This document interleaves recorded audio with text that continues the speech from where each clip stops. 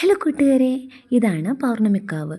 തിരുവനന്തപുരം ജില്ലയിലെ വെങ്ങാനൂരിലെ ചാവടിനട, സിസ്ലിപുരം ആ റൂട്ടിലാണ് ഈ പൗർണമിക്കാവ് ഉള്ളത്.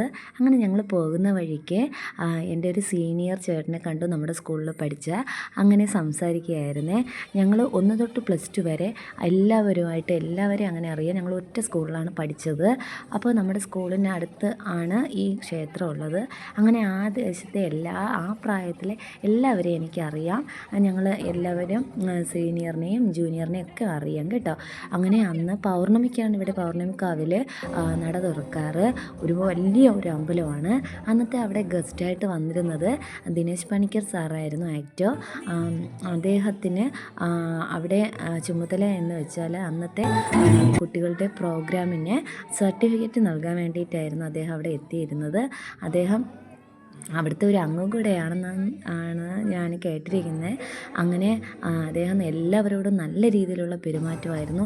ഡാൻസേഴ്സും പാട്ടും അങ്ങനെ ഒരുപാട് നൃത്യങ്ങളൊക്കെ ഉണ്ടായിരുന്നു.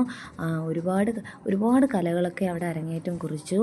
ദേവിയുടെ തിരുസന്നിധിയിൽ തന്നെ പൗർണമിക്കാവിൻ്റെ മുറ്റത്ത് തന്നെ ചെയ്യാനൊക്കെ പറ്റി. അവിടെ ഒരുപാട് നിലവിളക്കുകൾ വെച്ചിട്ടുണ്ട്, തമ്പുരു വെച്ചിട്ടുണ്ട്.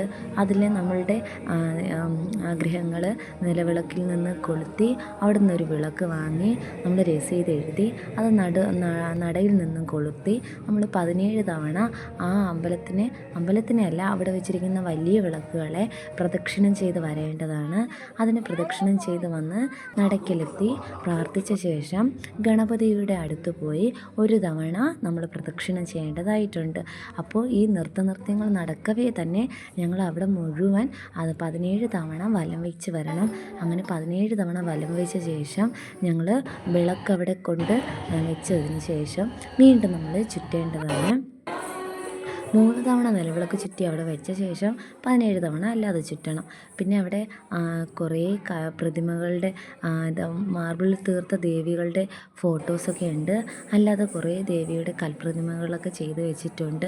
പലതരം ദേവികളുടെ ദേവീ സൂചകമായിട്ടുള്ള ദേവി, സംഹാരദേവി, അങ്ങനെയൊക്കെ ഒരുപാട് ദേവികളുടെ, ലക്ഷ്മി ദേവി, അങ്ങനെയൊക്കെ കുറേ ദേവികളുടെ ബിംബങ്ങളൊക്കെ വെച്ചിട്ടുണ്ടായിരുന്നു. അത് കഴിഞ്ഞ് ശനീശ്വരൻ്റെ പ്രതീകമായിട്ട് വലിയൊരു കാക്കയുടെ പ്രതിമ അവിടെ വെച്ചിട്ടുണ്ട്. പിന്നെ ഒരു ശിവൻ്റെ എപ്പോഴും ഓംകാരം മാത്രം കേട്ടുകൊണ്ടിരിക്കുന്ന ഒരു ശിവൻ്റെ ഒരു അറയുണ്ട്. അവിടെ നിറച്ച് ഭസ്മം ഇങ്ങനെ കയ്യിൽ വെച്ചിട്ടുണ്ടായിരുന്നു.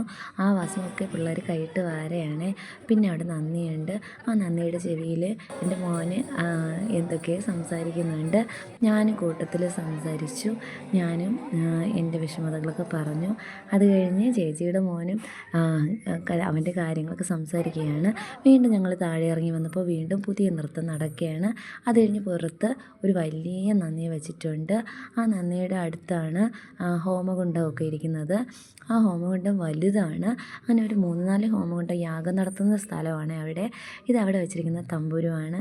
ഞാൻ അവിടെ ഇരുന്ന് പോസൊക്കെ ചെയ്തു കുറേ നേരം ഇരുന്ന്. ഒരു പോസിറ്റീവ് വൈബ് കിട്ടാൻ ഈ നമ്മുടെ ദേവാലയങ്ങളിലൊക്കെ പോകേണ്ടത് വളരെ വലിയ കാര്യമാണ് കേട്ടോ. അങ്ങനെ ഇതൊക്കെയാണ് ഒറ്റ മാർബിളിൽ തീർത്ത ദുർഗാദേവിയുടെ ബിംബമാണ്. അത് അവിടെ വെച്ചിരിക്കുന്നത് കാണാൻ തന്നെ ഒരു നല്ല ഐശ്വര്യം ഉണ്ടായിരുന്നു.